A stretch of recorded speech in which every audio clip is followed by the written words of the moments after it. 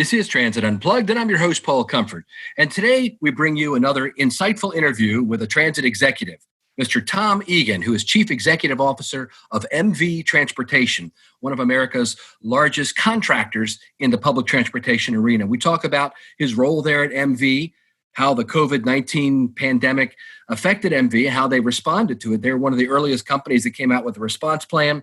We talk about their role in the North American Transit Alliance and MV's 45th anniversary since Feysan and Alex Lodde founded the company in 1975. We talk about all that and more on this special, insightful edition of Transit Unplugged.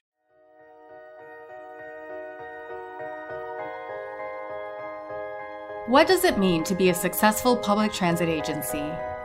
What are you doing to lead the way? It's time to learn from the top transit professionals in North America. This is Transit Unplugged with your host, Paul Comfort. Welcome to Transit Unplugged. I'm your host, Paul Comfort, and we're excited today to bring you another in-depth interview with one of our industry's top leaders, Tom Egan, who is CEO, Chief Executive Officer of MV Transportation. Tom, thanks so much for being with us today on the show. Yeah, thank you, Paul, and I'm very happy to be here. So where are you calling in from today? I'm calling in from our headquarters in Dallas, Texas. That's great. Yeah, I'm in the office today. Yeah, that's great. It's good to get things back a little bit more to normal, huh? Yes. So I've been there, actually. It's a great office, and I used to work with MV, and so honored and thrilled to have you on the show as a result of that. I think, as I was just telling you ahead of time, I'm really impressed with the work you've done there at MV Transportation since you've been CEO. How long have you been there? And kind of tell me, about what your experience has been so far.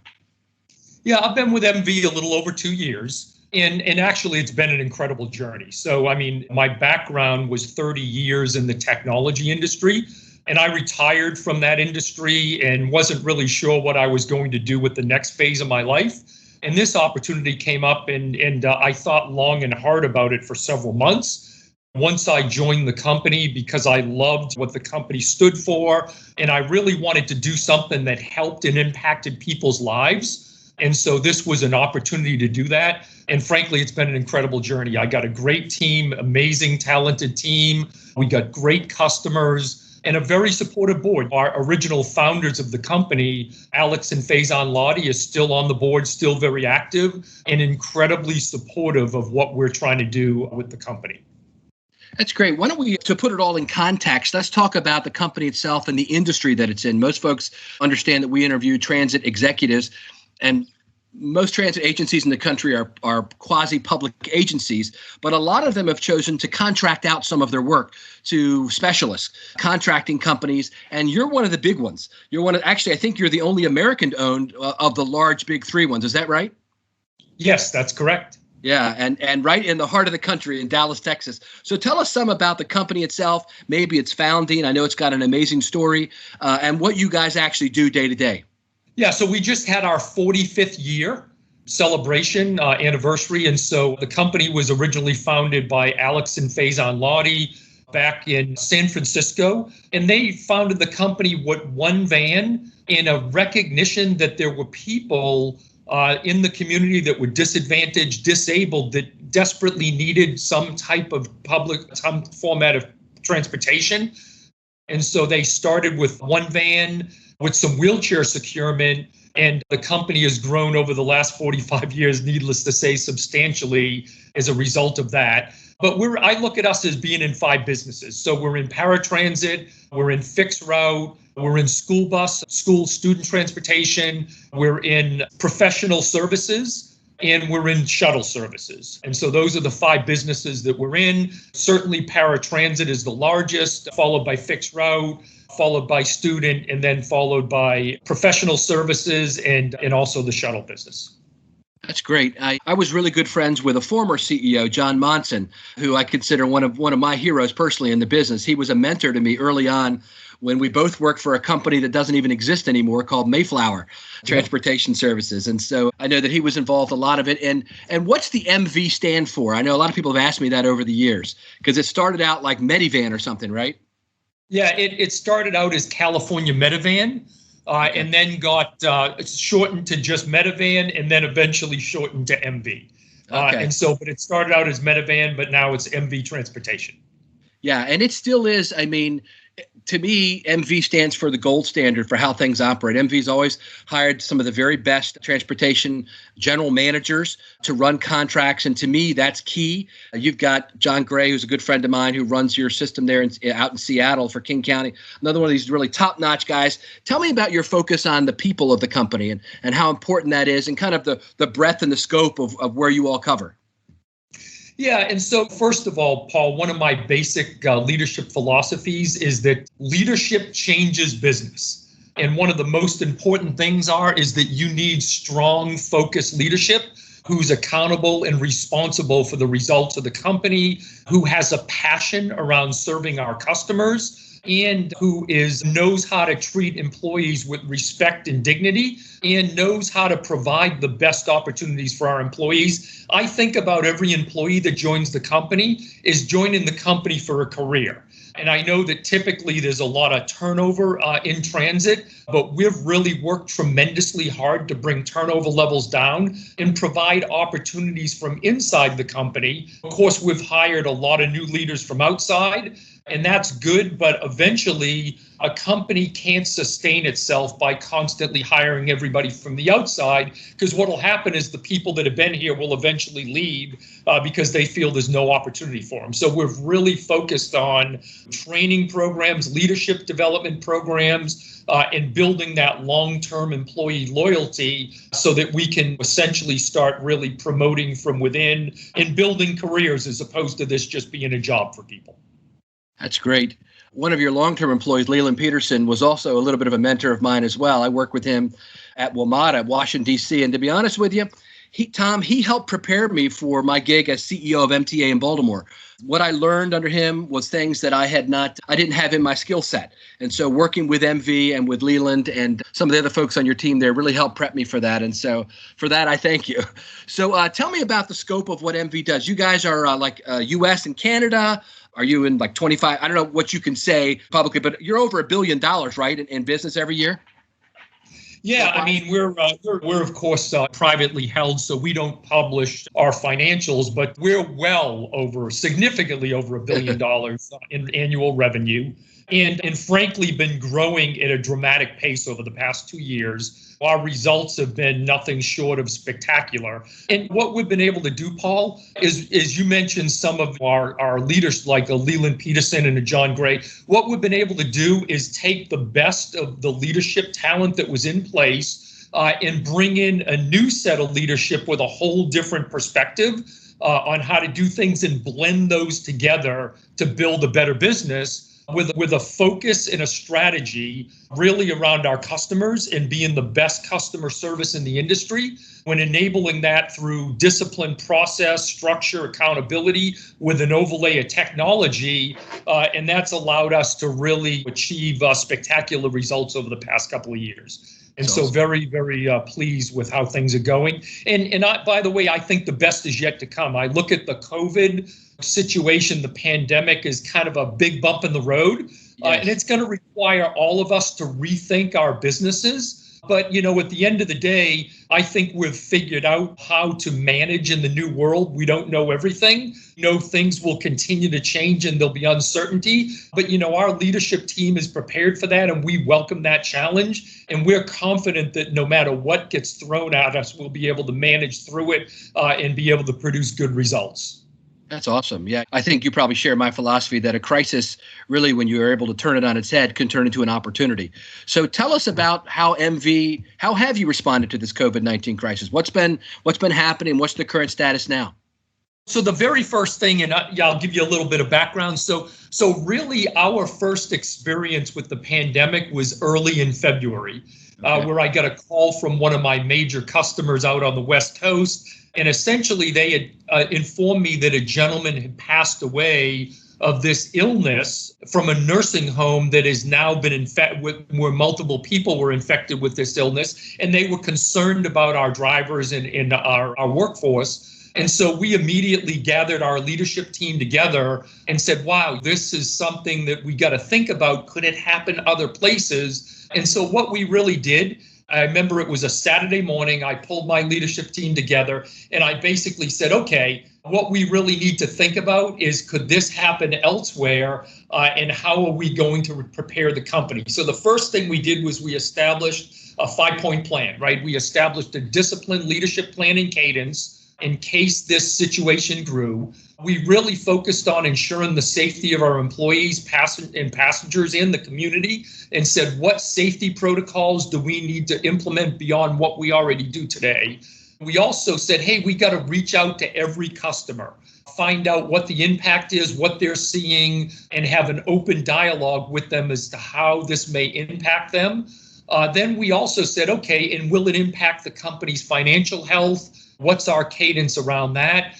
And then the last point of it is, and it kind of fits into this whole NATA that I'm sure we'll talk about, is that we said, hey, how do we use others, what I call the ecosystem, to help us understand what's happening, whether that be our suppliers, whether it be our customers, the FTA, the CDC, or other constituents in the industry. How do we use that to really help us understand and be better and manage through it? So we put that plan in place mid-February, which I think was somewhat ahead of the curve. And that plan still is alive today. We still have a daily call with the whole leadership team for an hour a day and really manage through the whole process. And we've done that every single day since mid-February. And it's brought us closer together as a leadership team, and it's put us in sync as everybody's on the same plan. Wow, that's something, Tom. Every day, huh? Hour-long call. That's great.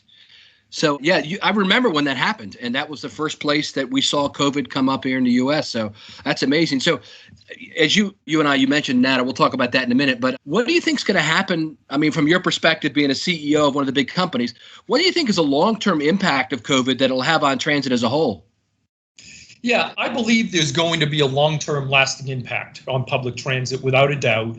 It's going to drive changes in how routes get scheduled, how people board vehicles, interact with riders, collect fares, clean, sanitized vehicles. It'll be a significant impact. But I also think this pandemic is really reinforced the essential need for public transit. There's still a need for safe, efficient, and equitable transportation, not to mention the continued critical transportation for the elderly and disabled. And I think the pandemic has highlighted the need for all transit systems and their operators to be highly flexible and responsive to change, right? There's change in what customers expect. There's changes in technology. There's frankly changes in environmentals around going to electrification. And we really need to be, as an industry and as a core set of companies that service transit, really need to learn to be more flexible, more responsive, because one thing I think is certain in the future is that whether there's pandemics or not, this industry will change tremendously over the next decade or two, and we need to be very responsive and continue to be a significant player and continue to make sure that we can service the needs of the industry.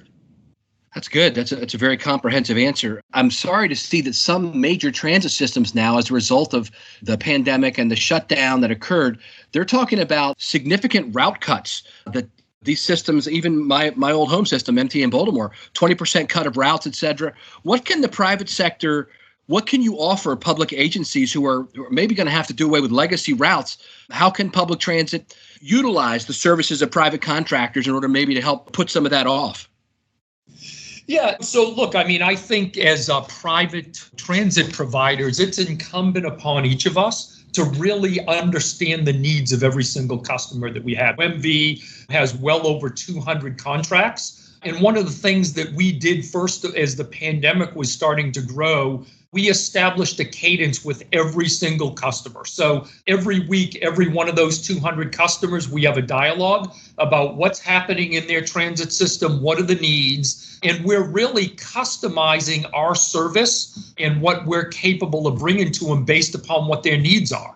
And so I think about our business as a customer service business, and servicing those needs of the customer, not only listening to them, but also bringing to them the full scope of what we're capable and things that they may not be able to do themselves, and really being able to bring that to them to enable what they need to do in their system. And so I think that that's what companies like us need to do. In addition, we also need to bring some innovation, right? We have the benefit of seeing how over 200 transit operations around the country work.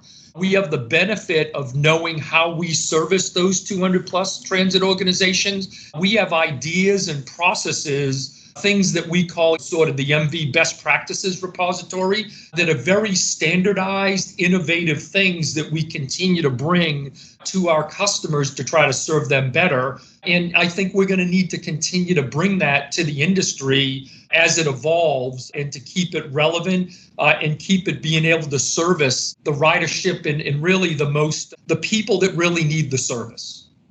That's great. You mentioned earlier this group NATA, which is was formed, I guess, after the pandemic hit for some of the largest private contractors in the public transportation industry to join together and form an industry association. And your MV is one of the founding members. I know you've been actively involved in that. What's your view of the North American Transit Alliance, or NATA, and what can it accomplish?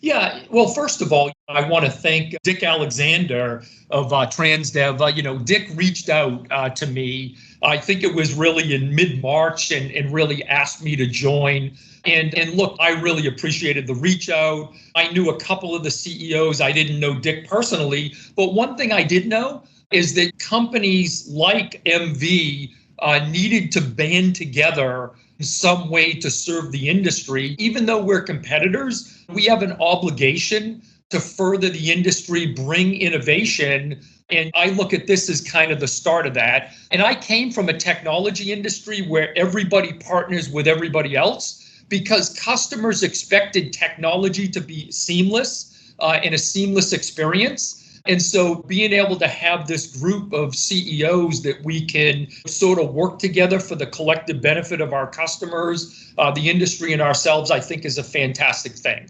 I mean, I think collectively we felt a sense of duty to the communities we serve and to create an organization that advocates for effective public transportation systems, plays a leading role in serving the needs of cities across North America, and maintains confidence in public transportation. And so if I think about NATA, our initial goal due to the pandemic has been restoring service, safety, and improving the value of transit in its current state.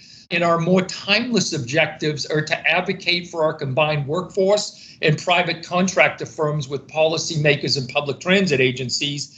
And then kind of the last objective is promote innovation that ensures transit is personal, equitable, and sustainable, and prepared for the challenges that lie ahead. So collectively, we have an opportunity as the big six providers to really shape the future of the industry and bring innovation to our customers that they can't bring to themselves.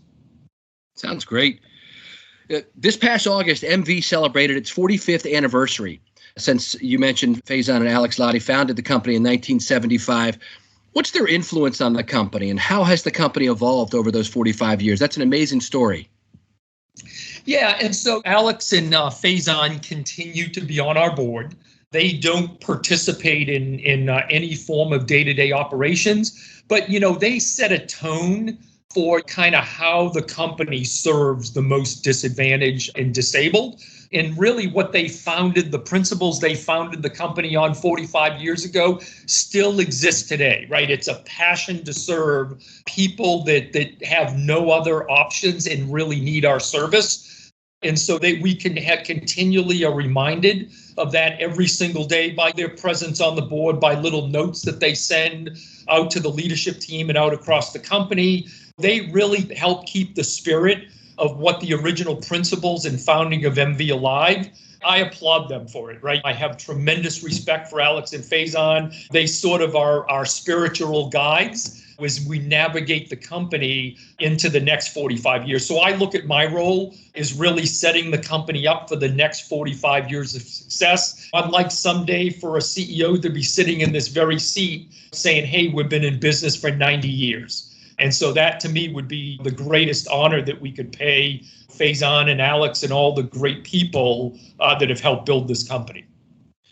Well, Tom, you've got quite an amazing American success story there with MV Transportation, having really now been in a leadership position for the entire public transit industry. Thank you so much for being with us today as a guest on Transit Unplugged. Best wishes as you continue to navigate out of this COVID-19 crisis, and successful wishes as we continue to serve the people that are most important, which are the passengers, right? Yeah, and Paul, thank you so much for having me. It's been my pleasure. You've been listening to Transit Unplugged, powered by Trapeze Group. To stay up to date, subscribe on iTunes or Google Play, or join the conversation at transitunplugged.com. Thanks for listening.